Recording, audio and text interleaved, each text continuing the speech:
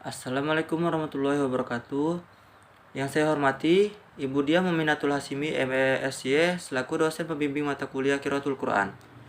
Yang saya banggakan teman-teman seperjuangan satu kelas. Puji syukur marilah kita panjatkan kepada Allah Subhanahu wa taala dan sholawat serta salam semoga tetap tercurahkan kepada Nabi besar Muhammad Shallallahu alaihi wasallam. Adapun topik yang akan kita diskusikan pada diskusi kali ini yaitu tentang adab-adab terhadap Al-Quran. Saya Diaun Nazib selaku moderator akan membimbing jalannya diskusi ini. Sebelumnya, saya akan memperkenalkan anggota kelompok 1 yang dimana anggota kelompok bernama 1. Eliano Pitasari, 2. Ardi Ferdisya, 3. Sintia Alfira, 4. Dwi Kuncahyati, 5. Dwi Marlinda. Mari kita mulai perkuliahan pada hari ini dengan bersama-sama membaca basmalah. Bismillahirrahmanirrahim. Acara yang kedua adalah penyampaian materi. Materi yang pertama akan disampaikan oleh saya sendiri. A. Adab-adab membaca Al-Quran. 1.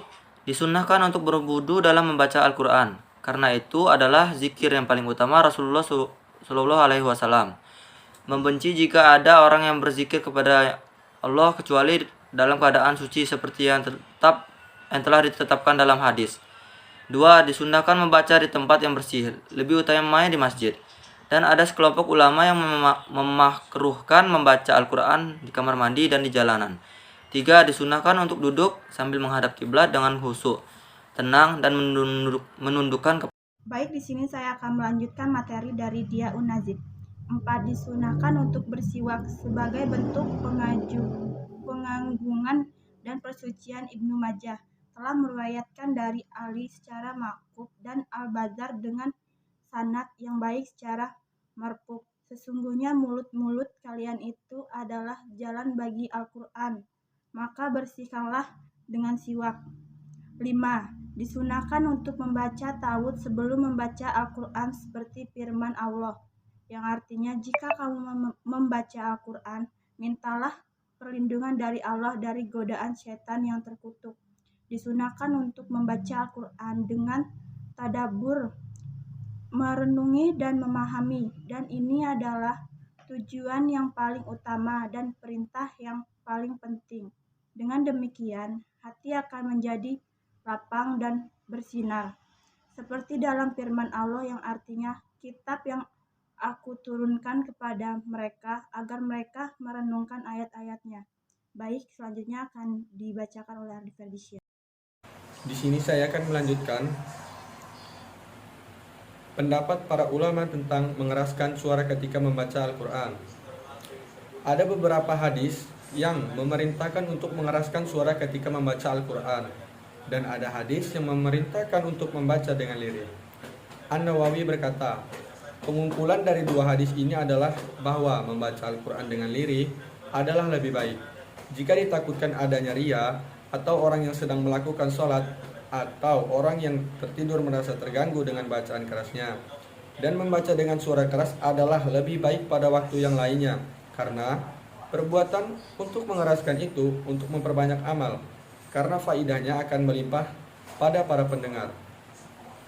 Membangunkan hati pembaca itu sendiri menambah semangat. Dan pengumpulan seperti ini dikuatkan oleh sebuah hadis Abu Daud dengan sanad yang sahih dari Abu Sa'id. Rasulullah Shallallahu alaihi wasallam berikhtikaf di dalam masjid, maka beliau mendengar para sahabat membaca Al-Quran dengan keras. Maka beliau membuka takbir dan berkata, ingatlah kalian bahwa semua ini sedang bermunajat kepada Tuhan kalian. Maka janganlah kalian saling mengganggu dan janganlah saling meninggikan suara untuk membaca. Sebagian dari mereka berkata, disunahkan untuk membaca dengan keras pada sewaktu-waktu dan membaca dengan lirih di waktu yang lain. Karena membaca dengan lirih itu kadang-kadang merasakan bosan dan menjadi semangat dengan suara yang keras. Dan yang membaca dengan suara yang keras itu kecapaian dan beristirahat dengan bacaan yang lirih. Terima kasih. Materi selanjutnya yang akan dibacakan oleh Sintia Alfira. Perbandingan antara membaca dari mushaf dan dari hafalan. Membaca dari mushaf itu adalah lebih baik daripada membaca hafalan karena melihat dari mushaf itu adalah ibadah yang diperintahkan. An-Nawawi berkata, demikianlah yang dikatakan oleh sahabat-sahabat kami dan para ulama salaf, dan aku tidak melihat adanya perbedaan pendapat. Dia berkata, jika dikatakan bahwa hal itu berbeda-beda dari orang yang satu dan yang lainnya, maka dipilihlah membaca dari mushaf jika seorang itu bisa khusyuk dan merenungkannya. Pada saat dia membaca dari mushaf dan dari hafalannya, dia dipilih membaca dari hafalan bagi yang lebih bisa membacanya dan lebih dapat merenungkannya daripada dia membaca dari mushaf, maka ini pendapat yang lebih baik.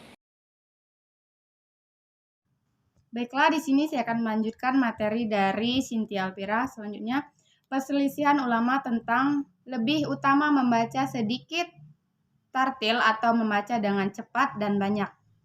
Di dalam Burhat Kras al-Zakri, kesempurnaan tartil adalah dengan membaca tafhim pada lapas-lapas dan membaca jelas huruf-huruf ayat agar setiap huruf tidak memasukkan ke dalam huruf yang lainnya. Ada yang mengatakan hal itu tingkat kerendahan dan yang paling sempurna adalah membacanya sebagaimana kedudukannya. Jika membaca ayat-ayat ancaman, maka dia melapaskan seperti itu. Membaca ayat-ayat penganggunan, maka dia melepaskan azan seperti itu. Baiklah, materi selanjutnya. Hal-hal yang dimakruhkan dan membaca tidak diperbolehkan ketika membaca Al-Quran. Sesungguhnya akan datang suatu kaum yang membaca Al-Quran dan meminta kepada manusia dengannya, dimakruhkan untuk mengatakan, aku lupa ayat ini, tetapi aku dilupakan tentang ayat ini. Karena ada hadis dari Bukhari Muslim yang melarang tentang hal itu.